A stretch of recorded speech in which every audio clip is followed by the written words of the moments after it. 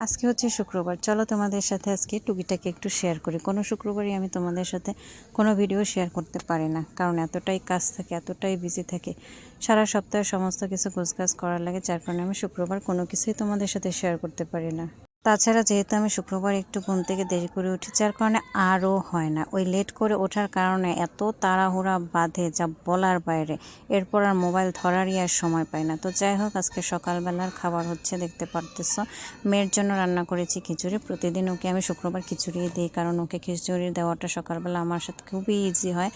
আর এই যে একটুখানি খিচুড়ি আমার যা দিয়েছিল রান্না করছে, তো একটু আচার দিয়ে খেয়ে নিলাম, একটা ডিম সেদ্ধ আর একটু ভাত।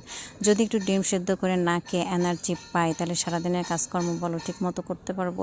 যার কারণে আমি একটা, মেয়ে একটা, আর মেয়ের বাবাকে একটা ডিম সেদ্ধ করে দিয়েছি।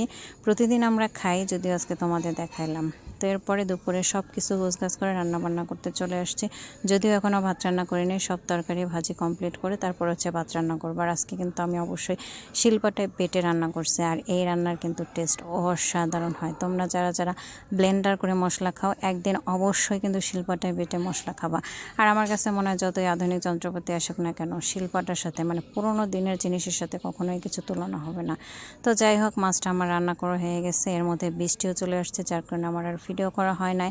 তোমরা সবাই ভালো থেকো, আর আমার চ্যানেলটা অবশ্যই সাবস্ক্রাইব করে দিও, কারণ আমার তোমাদের কাছে সাবস্ক্রাইব করতে কথা বলতেও শরম লাগে, কারণ বললেও না তোমরা করো না, যার কারণে আমার লজ্জা লাগে। এর জন্য আমি বেশি একটা ভিডিওতে বলি না যে সাবস্ক্রাইব করো। তোমরা ভিডিও দেখো, দেখে চলে যাও, একটা সাবস্ক্রাইব করলে কী হয়, একটা লাইক দিলে কী হয় বুঝি না।